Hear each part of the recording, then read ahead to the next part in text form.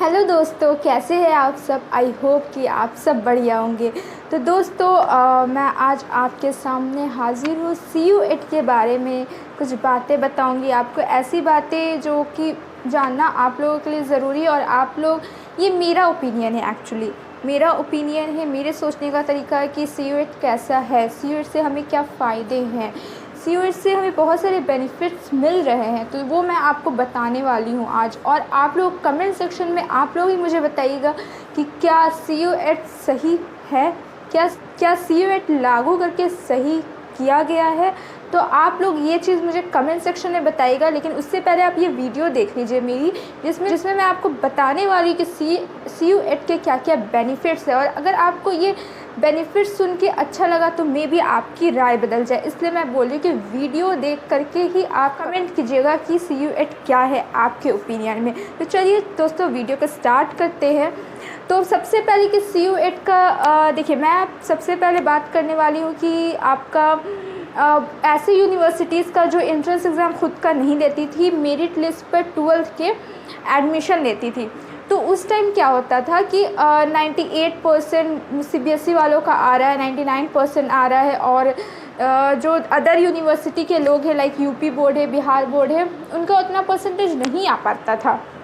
Bihar board वालों को 80 में अटक जाता था, बाकी CBSE वालों का 98 चला जाता है। जबकि दोनों एक ही तरह से एफर्ट कर रहे हैं, दोनों पूरा मतलब एक जैसे ही पढ़ रहे हैं। बट बिहार बोर्ड वालों का 80 आ रहा है और CBSE वालों का 98 आ रहा है। दोनों का एक ही एफर्ट है, फिर भी 98% वालों को ज़्यादा एडवांटेज मिल जा रहा था और 80% वालों को डिसएडवांटेज हो जा रहा था। इस कारण से तो उनको अच्छी यूनिवर्सिटी मिल जाएगी, जबकि दोनों का एफर्ट्स सही था। लेकिन अब CU8 के आने की वजह से अब वो लोग भी एक बराबर हो जाएंगे। मतलब CU8 के रैंकिंग से ही पता चलेगा कि आपको उस यूनिवर्सिटी में आपको दाखिला मिल जाएगा। तो वो लोग एक बराबर के हो गए। ये रही बात ऐसी यूनिवर्सिटीज़ की जिसमें आपका मेरिट लिस्ट 12th के बेसिस पे होता था। अब मैं बात करूँगी कि जिसका खुद का एंट्रेंस एग्ज़ाम होता था, लाइक जामिया मिलिया इस्लामिया जाए, लाइक जवाहरलाल नेहरू यूनिवर्सिटी, और भी बहुत सारी यूनिवर्सिटीज़ है, तो जहाँ उसका अपना एग्ज़ाम होता था, अपना एंट्रेंस एग्ज़ाम होता था। उसकी बात मैं करूँ तो बहुत सारे एग्ज़ाम्स होते थे। आपका जामिया के जो बच्चे हैं वो आपका JNU में भी एग्ज़ाम दे देते थे, तो फिर GU में भी एग्ज़ाम दे देते थे।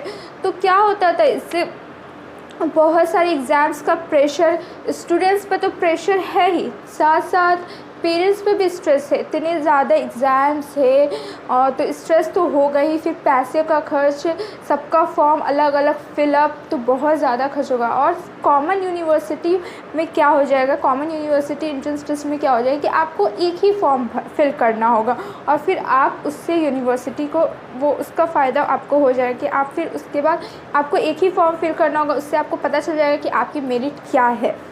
फिर उसके बाद बात आती है कि अदर स्टेट में जा कर के एग्ज़ाम देना, लाइक जामिया मिलिया इस्लामिया तो दिल्ली में जाकर एग्ज़ाम देना, जवाहरलाल नेहरू तो दिल्ली में जाकर एग्ज़ाम देना, तो वो भी बहुत ज़्यादा हेक्टिक हो जाता था। और कॉमन यूनिवर्सिटीज़ में आपका क्या होगा कि यहाँ पर ही आपका एग्ज़ाम होगा, मतलब आपके ही स्टेट में आपका एग्ज़ाम होगा। लेकिन मैं एक बात दोस्तों यहाँ पर एक चीज़ क्लियर कर देती हूँ कि आपका जो एग्ज़ाम होगा आपके स्टेट में होगा, कंप्यूटर बेस्ड एग्ज़ाम होगा, मतलब आपको ऑनलाइन आपको जा कर के सेंटर पे देना पड़ेगा, आपको आपका सिस्टम मिल जाएगा वहाँ पे।